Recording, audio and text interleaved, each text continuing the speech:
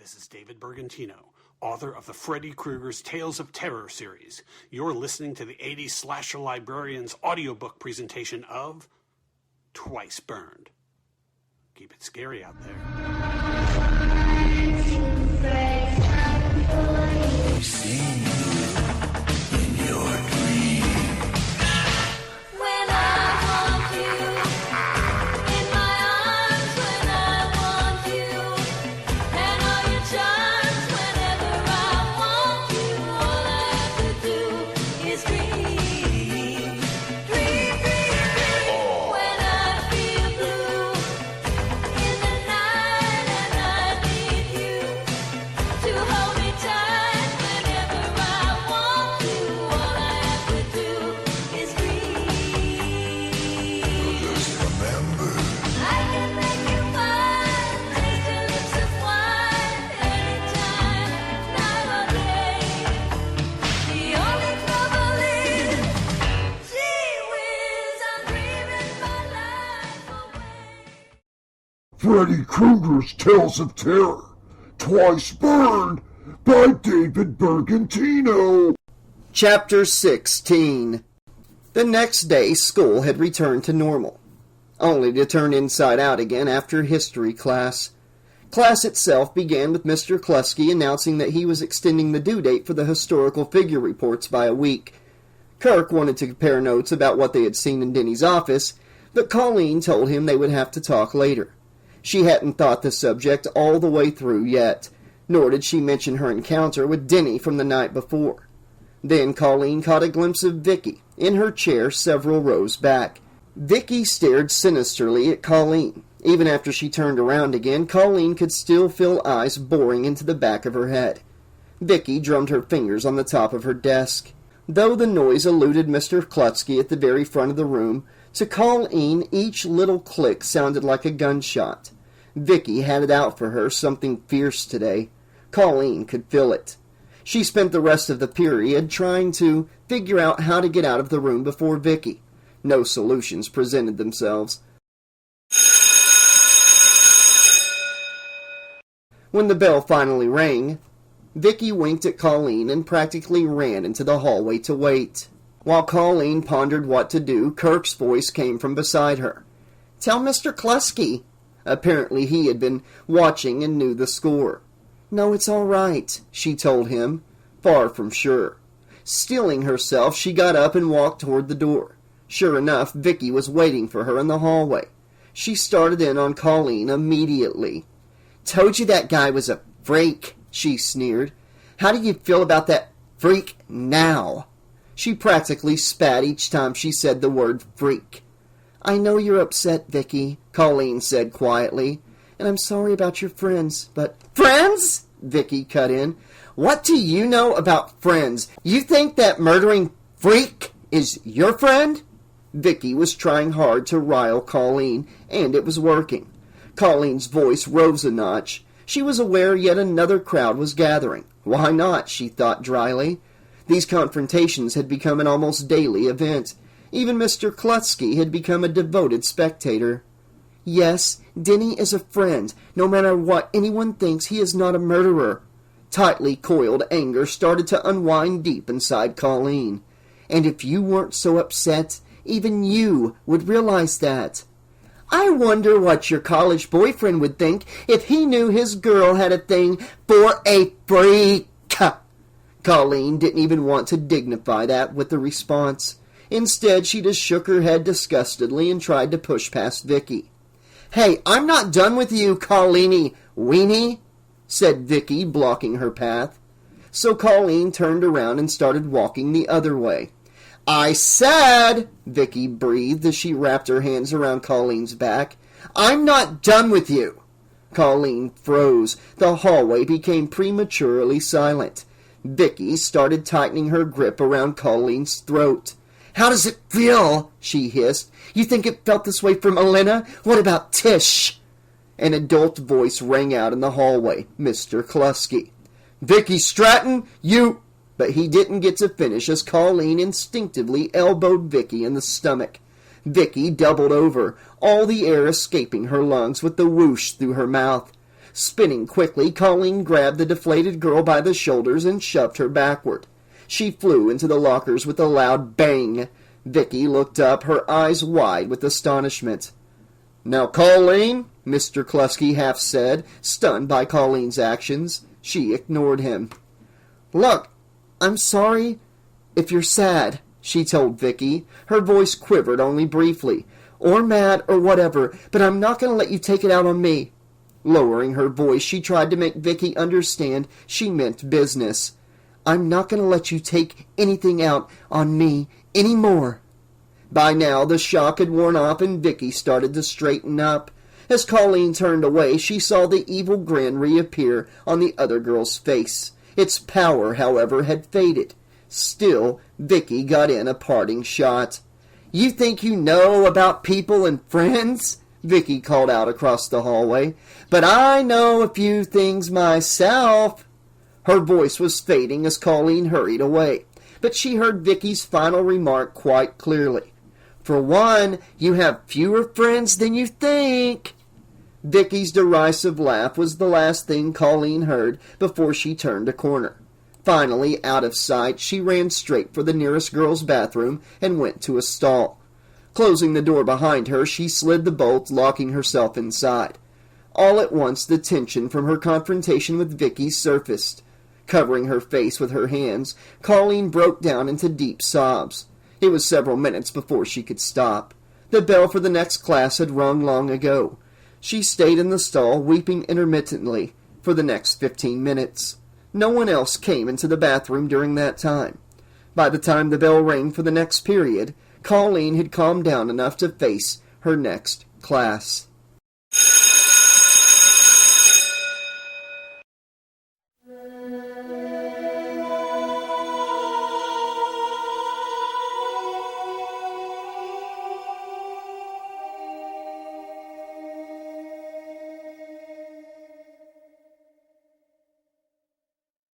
By the end of the day, Vicky had still not reappeared to wreak her revenge as Colleen had feared. Of course, there was no telling where Vicky might be lurking. Regardless of how things had gone earlier, Colleen knew she couldn't stand a rematch so soon. Kirk had gone straight to the library after his last class, so he couldn't protect her. And Lance certainly couldn't do anything for her. He was off at college right now, or at the library, or at Mrs. Waddell's for all she knew. Kirk had mentioned that Lance had moved into the librarian's house after Denny's arrest. Taken over Denny's room, even. Colleen cynically wondered if she'd ever see him again. Shaking off the clouds that threatened to close in on her, Colleen hurriedly left school. Soon, Colleen was able to forget about Vicky and think about Denny. She wanted to find some way to help him, but could come up with nothing. Soon convinced she couldn't solve this alone, Colleen tried calling Lance at Mrs. Waddell's. "I'm sorry to bother you," she said. "I know you're busy." "Yeah, He agreed, but seemed genuinely pleased to hear her voice. but I got a minute. What's up?" Colleen resisted the urge to tell him a detailed version of the day's events. "It's been a day," she told him, instead. "I'll tell you later. Can you take a break later? I need some help with something." "Around 9 or so, I think I can take off for a bit. What's the story?" It sounded as if he was washing dishes as he talked to her on the phone. "Is it something I should think about in the meantime?" "Well, it's about Denny," she answered. "Oh, He replied grimly. Colleen could tell he felt terrible about the whole thing, too. fine, I'll pick you up. There was a loud metallic clang on his end of the line. I better go." After saying goodbye, Colleen hung up. Better get Kirk in on this, she thought. At first, she had thought just she and Lance could hash this out. They had spent little time alone together recently, but since Kirk had seen Denny's office too, he might have some idea, and she'd have him bring Ricky along. Sometimes he could be weird, but Ricky was basically a nice guy, and sometimes, according to Kirk, came up with extremely creative solutions to problems. That kind of input might be just what they needed in a situation like this. When Lance picked her up that night, Colleen refused to talk about the situation until they were all together. Lance betrayed some disappointment when he realized they weren't going to be alone. She asked about Mrs. Waddell, and his end of the conversation lasted them until they got into the Jaguar. Ricky and Kirk were already at a booth when she and Lance arrived. You should have seen this girl," Kirk gushed to Lance as they sat down. "She slam-dunked Vicky in the hallway at school this afternoon. It was amazing." Really? Lance was impressed. Despite Colleen's objections, Kirk related the incident, embellishing it dramatically. When the story was over, Lance was left shaking his head. Wow. Was all that he could say. "That was probably pretty stupid of me," Colleen demurred. "I mean, things will probably just get worse, but she made me so angry." "Good," Kirk told her, slapping her chummily on the shoulder. "It's been bugging me like forever. Man, I loved it when you threw her up against the locker like that. There's a girl who's going to think twice about bullying anyone now." He took a joyful sip of Coke. "I mean, she'll probably go back to bullying, but she's got the fear of God in her now." Colleen just rolled her eyes. "I did not throw Vicky against the locker. Anyway, that's not why we're here. I want to talk about Denny. I just don't believe he's a killer." Lance's reply was very measured. I like Denny too, Colleen, but I don't know. "So you think he did it?" Colleen demanded. Not necessarily. Lance said defensively. I'm just saying that anything's possible. I heard about those pictures, about Tish's driver's license. You know, he used to stare at girls. Everyone knows that. "Maybe, but you look at girls, don't you?" Lance took this as a sort of an icebreaker. I only have eyes for you, dear. He quipped, laughing. Colleen was far from amused. "And what have you heard about these pictures?" she asked him. "You're being grilled, buddy boy," Ricky piped up from across the table. I noticed. Lance replied without a smile, but he answered Colleen's question. Pictures of girls. Dirty stuff. He was clearly embarrassed. "That's what you heard?" She turned to Kirk. "What did you find in Denny's office?" she asked him. "Ah, the plot thickens," Ricky snickered. Colleen silenced him with a glance. "Pictures of girls," Kirk answered, getting into the game. "Lots of them. Not very exciting, though." Why was that? Colleen briefly imagined herself as a powerful attorney questioning a witness, a somewhat different role for herself than that of Joan of Arc, but she liked it anyway. "They were all like you," Kirk blushed, but continued. "Pretty young, like you'd find in soap commercials or something." "And all the," she turned back to Lance, "dirty stuff?" "None," Kirk answered. "In fact, the only skin was a bare arm or leg, maybe. Not even any swimsuit pictures." And your point would be? Lance asked impatiently. Colleen realized she might be treating Lance a bit too harshly, so she softened her approach. "Look, you look at girls. You can get away with it 'cause you're a good-looking guy." Lance smiled until he realized she didn't mean it as a compliment. "Think about Denny. He's ugly." "A monster, really," Ricky interjected. Instead of snapping at him, Colleen nodded. "Right. So his appearance scares people. That doesn't mean he doesn't appreciate the way others look, even if he could never actually talk to them because of the way people react to him. Haven't you ever thought how lonely he might be?" Lance seemed to be trying to understand. Well, of course. It would be terrible to have people cringing away from you all the time. "Exactly." Colleen pounded the table with a closed fist. "So you try to look at people, girls, let's say." "Less!" exclaimed Ricky. Ignoring him, Colleen went on. "A lot of time no one notices, but sometimes they do. They react. The rumors of staring get started, but you like it best when you can look, but not get a negative reaction, so—" "Pictures!" Kirk nearly shouted. "He gets to look at the things that make him happy, and even better, they never turn away or stop smiling." For the first time in her life, Colleen raised her hand for a high five. Kirk was so surprised he almost left her hanging, but he came through just in time. Okay. Lance said. So Denny collects pictures of girls, totally wholesome pictures. If what you say is true, like others collect pictures of butterflies or flowers. He scratched his head. But what about the driver's license? That would indicate obsessive tendencies. Ricky snorted. Someone at this table is in Psych 101. He laughed. Lance started to say something, but Colleen stopped him. I know what you mean, she told Lance. But just because he had it doesn't mean he stole it. He could have found it, and maybe he should have returned it, but... You're reaching. Lance told her bluntly. Then, more gently, he asked, But what's the point of all this anyway? The pictures don't prove anything, really. Either way. I know, Colleen admitted. That's the problem, but I know that Denny is innocent.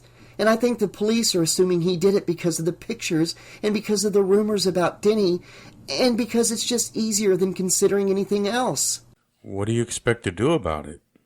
That's what I need you guys for, to help me figure that part out. Everyone else exchanged looks with each other, as if to say, who, me? Denny doesn't have anyone looking out for him. I think Mrs. Waddell would if she hadn't had the stroke. Since she can't, I guess I've convinced myself that it falls to me. Her most recent surge of power was now ebbing.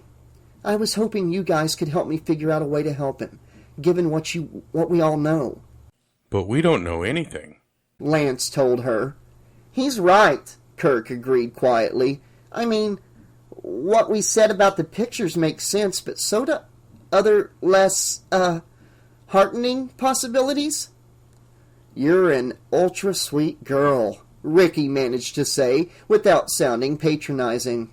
And as of today, pretty scary, in a good way, but I don't think there's anything we can do, except what you're doing, and that's just trying to be supportive. Positive thoughts and all that. Just when she thought she was drained, Colleen's anger flared and her energy surged. She stood up quickly. That's the easy thing to do, too. Meanwhile, somebody innocent is in jail and some sicko is still out there, and no one's doing anything about it because it's easier not to.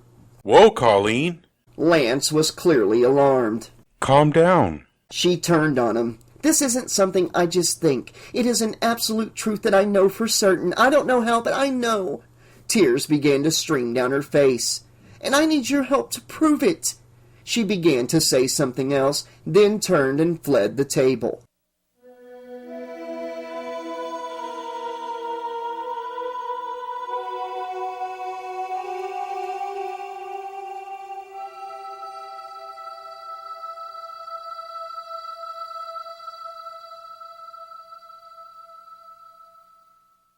Minutes later, Lance found her waiting near the passenger door at his car. I think I better take you home, he said quietly. She agreed. Colleen broke the ensuing silence after a few blocks. I'm sorry, she told Lance. It's okay. It's just that I've been feeling so weird. Everything that's been going on. Lately, I feel like I know the truth about so many things that I can't even say. She lowered her voice almost to a whisper. And when I can say it, I can't prove it. Things have been crazy lately. Lance agreed. I'm going to drive past Mrs. Waddell's house on the way to taking you home. Colleen fell silent again, lost in swirling thoughts. Mrs. Gilliam from next door is there, but I just want to drive by to make sure the house hasn't burned down or anything. He said more brightly.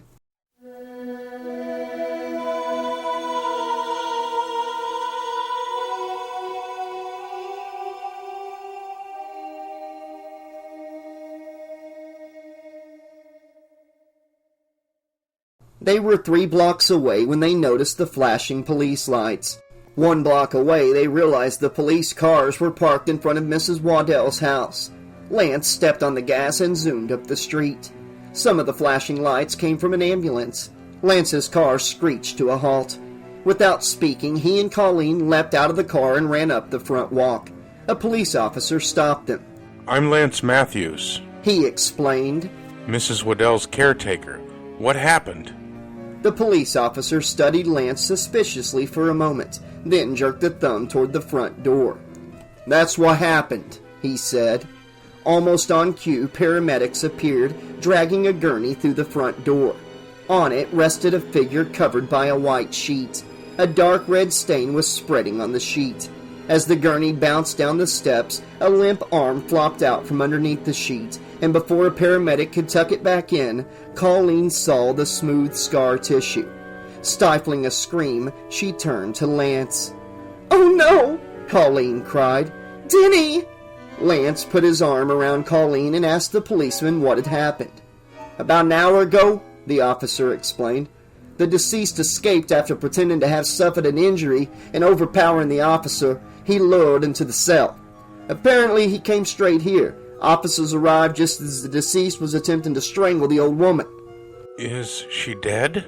Lance became frantic. What about Mrs. Gilliam? Is she all right? Geez, I never should have left. The police officer stopped Lance by putting a hand on his shoulder. "Except for the scare, they're okay. The janitor locked the neighbor in a closet and didn't hurt her. Mrs. Waddell's gonna be bruised, but we shot the guy before he could do much damage."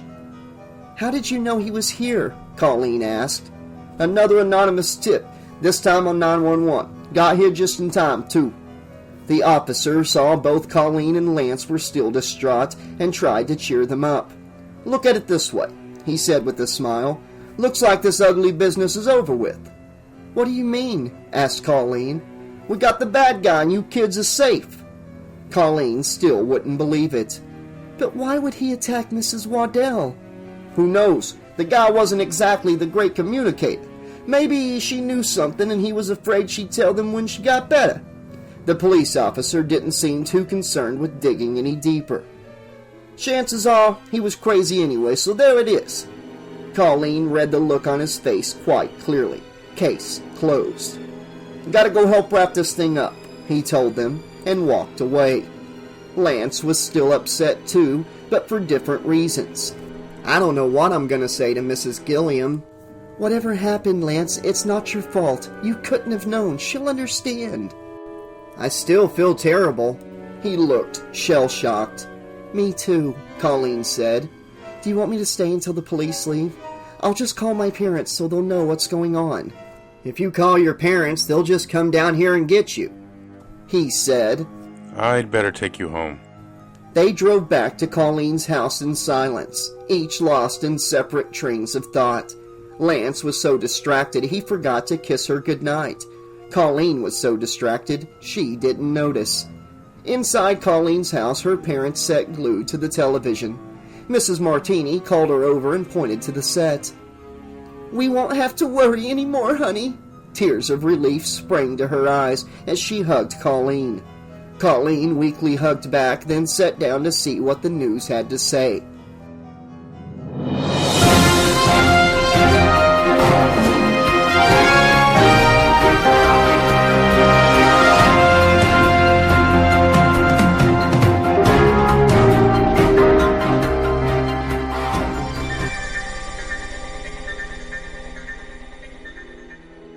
She had to close her eyes when cameras caught a glimpse of Denny's body being loaded into an ambulance. In her commentary, the reporter used the word monster several times. She finished her story by pronouncing the end of a reign of terror. After that, Colleen excused herself and went to her room for the night. By morning, the newspapers in the entire town had declared the case closed on Denny. One news story even cited a police videotape that showed the janitor confessing to his crimes. The realization that this tape was most likely the video made the night she visited Denny depressed her even more. Looking back over the incident, Colleen didn't think Denny had confessed to anything at all. He had simply responded that he knew something about what was going on, not that he had killed anyone. But the chance of anyone believing her at this point was almost nil. For whatever reason, Denny had escaped from jail and had, according to the police, tried to kill Mrs. Waddell. Again, Colleen was left without an explanation.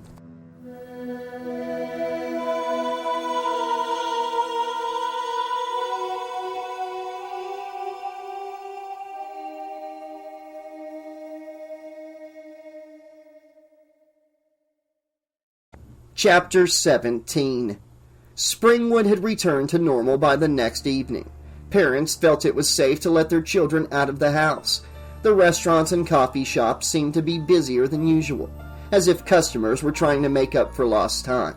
and since the weather was pleasant, couples again strolled Springwood Park, unaware that they were being stalked. One such couple, who had become engaged only a month before, walked blissfully down the path enjoying the night air. They were in their own world, oblivious to the dark figure that followed them at a steady distance. A horn honked from somewhere outside the park, causing the couple to look back. They caught a glimpse of the person behind them, but thought nothing of it. Certain he had been seen, the figure took the next fork in the path and slid away from the couple. Damn, Ricky thought to himself, I didn't even get close. As soon as the couple was out of sight, and he was certain no one else could see him on the path, Ricky stepped into the shadow of a tree. His black clothes made him almost invisible. At the moment, Ricky was out testing a theory that was central to his understanding of horror movies. The theory was simple. People really were as dumb as they seemed to be in the movies. To wit, Ricky loved that phrase, the most frequent complaint about horror movies was that the characters unnecessarily and unrealistically put themselves in great danger. Real people wouldn't be that dumb, they said.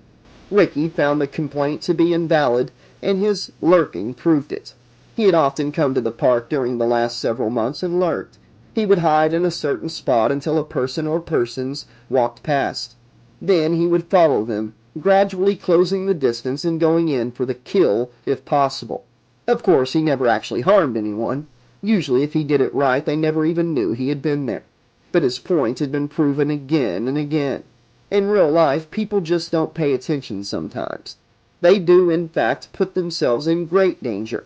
If Ricky had actually been a crazed killer, in several instances, he could have gotten away with murder. Of course, that wasn't always the case. Tonight was an example. By random chance, the couple had seen him before he could do anything about it. And the other night, when he and Kirk had been stalking Lance and Colleen, Kirk had made too much noise. Cardinal rule of lurking. Ricky made a mental note to himself. It is only effective with one well-trained individual. Team lurking, especially with a novice lurker was involved, was not recommended. Kirk didn't know the first thing about lurking, always stepping on twigs and shaking bushes. It'd be a while before he would qualify as any kind of respectable psychopathic killer. Ricky, on the other hand, had well-honed skills that were a continuous source of pride. They came from a certainty of vision, willingness to take risks, and courage to follow through. This last trait was also something Kirk lacked, otherwise he would have stuck to their plan. But he had chickened out, not letting Ricky plant one more tarot card on Colleen's locker.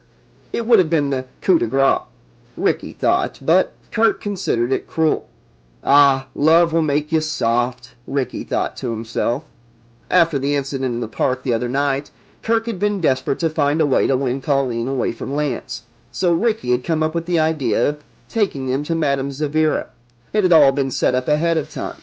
Ricky spent a lot of money there. He was very interested in the occult, for research purposes, of course, and asked the fortune-teller for a little favor.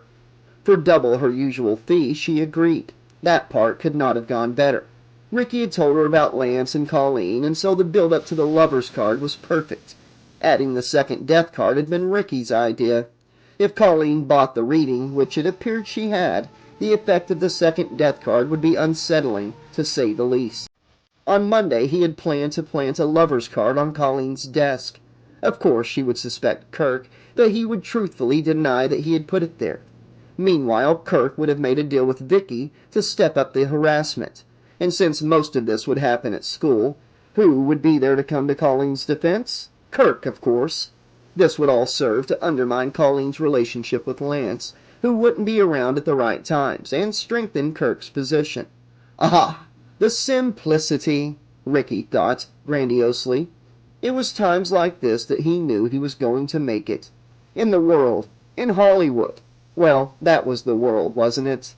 Things had gone better than planned. When Tish had disappeared, Ricky saw a golden opportunity to really get to Colleen and substituted the death card for the lover's card. He neglected to tell Kirk of the change in plans. Of course, his friend had been furious, but Ricky ultimately calmed him down.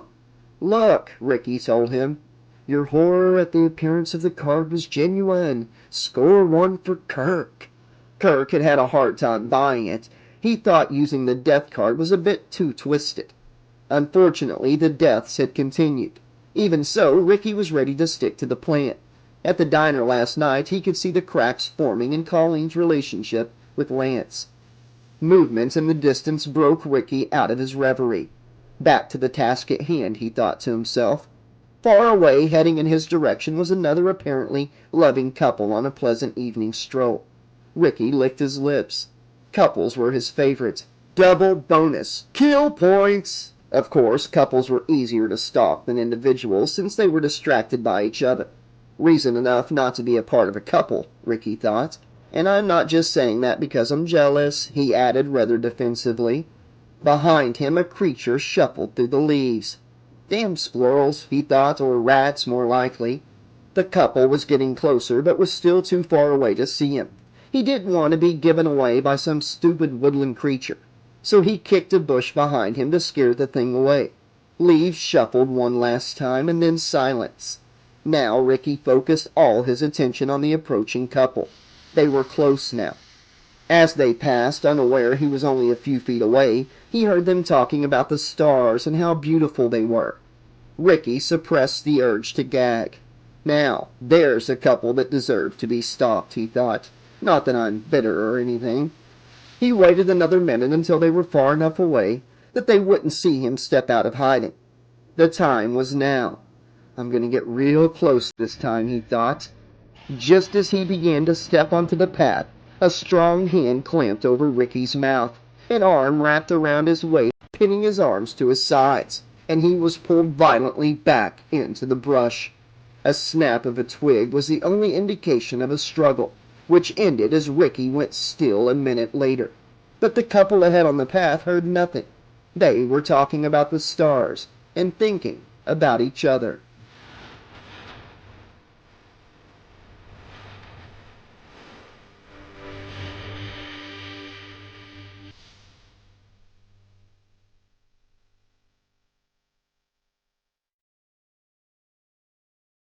Chapter 18. Ricky's body was found by a landscaper the next morning, floating in the small lake in the center of Springwood Park. This time, school was closed for the day. Colleen spent much of the day trying to reach Kirk, but could not get through. She figured his parents had taken the phone off the hook. When she spoke to Lance, he said his mother told him that Kirk was taking Ricky's death very hard. Colleen wanted to go to Kirk, but her parents wouldn't let her out of the house. Staying indoors all day drove Colleen stir-crazy. Her mother tried to entertain her by enlisting her help with some baking, but that didn't last long. Homework was out of the question. Boredom finally overcame Colleen's depression, and she switched on the television to watch something, anything. All day she had avoided the expected television updates on Ricky's murder. It didn't take long now for regular programming to be interrupted for a report. Colleen was going to switch off the television, but morbid curiosity overcame her. Very tight-lipped about the whole case, one female reporter was saying. She was standing in front of the lake at Springwood Park. Apparently, Ricky's body had been found just behind her. The police have repeatedly refused all comment, a rare stance to take under such circumstances. Colleen could only shake her head. This was so sad. Colleen knew she would never walk past that lake again without thinking of Ricky. They hadn't been close, but he'd been Kirk's best friend. The reporter signed off and the camera zoomed in on the surface of the lake for dramatic purposes. The screen filled with the shot of a clump of dead leaves floating, as Ricky's dead body had floated in that same lake. But Colleen noticed another object among the leaves. She only got a momentary glimpse before the shot was over with, but she knew instantly what it was. Her heart froze in her chest. Among the leaves was a death tarot card. Leaping from the couch, Colleen snatched the telephone from its cradle. First she dialed Kirk, but again the line was busy. Then she dialed Lance at Mrs. Waddell's house. "Lance, it's me," she breathed into the phone. "Hey, what's up?" Colleen didn't let him finish. "It wasn't Denny. Somebody else is out there killing people." Lance sighed impatiently. "Is this about Ricky?" he asked evenly. "Of course. He had a death card near his body, like the ones that have been showing up on my locker. It's the same person." Death card? What are you talking about? A tarot card. I've gotten 2 of them. Once after Tish disappeared, and once when Melina was murdered. You never told me this. I didn't want to bother you, she said in a small voice. Besides, I told Kirk. I guess I thought he'd tell you. Anyway, I saw one on TV just now in the lake where they found Ricky. It means the killer is the same person who killed Melina. Since Denny's dead, it couldn't have been him. Look, Colleen. Lance was not trying to hide his displeasure. I know you like Denny, but what happened to the girls is pretty clear. He admitted it. No, he didn't. He told me he knew about it, but... What? You knew this when we talked the other night and you didn't mention it? Come on, Colleen. Lance was angry now. I'm sorry. I don't do everything right. I don't have everything figured out, but I'm close. And I know that a killer is still out there. Well, duh, he said meanly. But you're pretty obsessed about Denny. This is a weird town, in case you haven't noticed. People get killed around here all the time, by different killers. Denny was one of them, apparently. Now there's another, and hopefully the cops will get this guy too. In the past, Colleen would have burst into tears over his response. Not this time. The point isn't even that Denny didn't do it. The point is that someone else did. Okay, whatever, Lance said disinterestedly. Join the police force then. Tell them what they're doing wrong. Colleen was on the verge of yelling at Lance. He was being so close-minded. I gotta go, she said instead. I do too, he replied huffily. They both hung up at the same time. Now Colleen was angry on top of being stir-crazy. She had to get out of the house and talk to someone who'd listen to her. Kirk would, she knew he would, and maybe the chance to get his friend's killer was just what he needed at the moment. After getting another busy signal, Colleen decided on another tact. She asked her mother if she could use the car. When Mrs. Martini refused, Colleen told her it was so she could see Kirk. For good measure, she said she had talked to him and he had asked her to come over. Finally, Mrs. Martini relented and gave Colleen the car keys. Colleen was out the door in a flash before her mother could change her mind. Barely acknowledging stop signs, Colleen drove straight to Kirk's house. Mrs. Newman was reluctant to let her in when she arrived. Colleen pleaded with her. Your phone's been off the hook, and I've been worried about Kirk. I know, dear, Mrs. Newman told her. We have been too. Kirk just came from Ricky's parents' house, and he's very upset. Would you at least ask him if he can see me? I have to talk to him. Mrs. Newman considered the request. I'll tell him you're here. She turned toward the steps, then turned back around. If he's asleep or too upset, I'll have to ask you to go. Please don't take it personally. It's just that this has been a trying day for our Kirk. I understand, Colleen answered, and Mrs. Newman climbed the steps. A minute later, she came back down and motioned for Colleen to go up. She found Kirk in his room sitting at his computer playing solitaire. Hey, she said softly as she entered. How are you? You tell me, he answered, swiveling around in his chair. Now I know what it means when someone says, you look like you lost your best friend, he said humorlessly, 'cause it happened to me. I'm sorry, Kirk, really. She pulled up a chair next to him and sat down. He looked like a sad, pudgy little boy. Maybe it was pity, maybe it was the fact that she had fought with Lance, but Colleen was wondering why she kept rejecting Kirk. How are his parents? She asked him. Basket cases, and I don't blame them. He sounded monumentally weary. I came to see how you were, Colleen began. The tone of her voice made Kirk look up quizzically. But I also had to tell you something. Are you up for it? It's about Ricky. Kirk furrowed his brow defensively, bracing himself for something unpleasant. What about him? I was watching the news today. There was a tarot card floating in the lake at the park, a death card. Kirk said nothing in response, but turned away. I know. Weird. I want to go to the police, but I don't know what to tell them. I think that links Tish's disappearance with Melina's and Ricky's deaths. But there's more to it than that. I can feel it. The cards aren't related, Colleen, Kirk told her carefully. They've got to be. Why else would they show up after every death? She didn't let him answer. Of course not after Denny's, but that was probably to make me think he actually was the killer. The cards aren't related, Kirk repeated more strongly. But why me? Colleen asked out loud, ignoring Kirk's statement. Why would anyone want to link me with this unless it was because I was friends with Denny? Suddenly frightened, she turned to Kirk. It never occurred to me. Someone might be coming after me.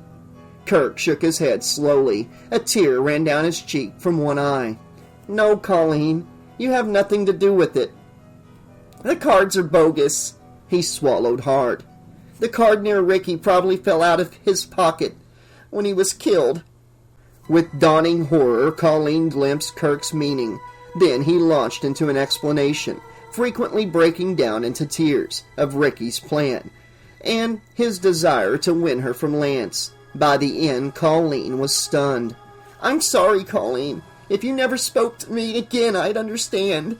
He started to reach out to her, but stopped himself. Ricky was so into it. I know that's no excuse, and you mean so much to me.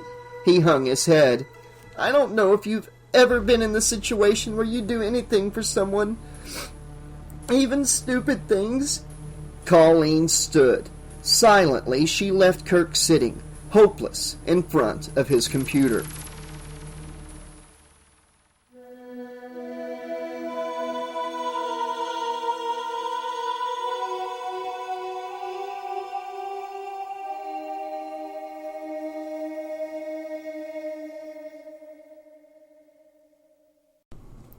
Okay, Slashaholics, this has been chapters 16, 17, and 18 of Freddy Krueger's Tales of Terror, Twice Burned.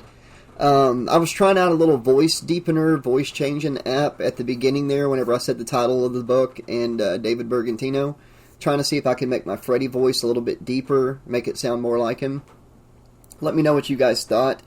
If you think I should use that whenever I do any Freddy vocal stuff, I will. You know, I mean, I've got my basic...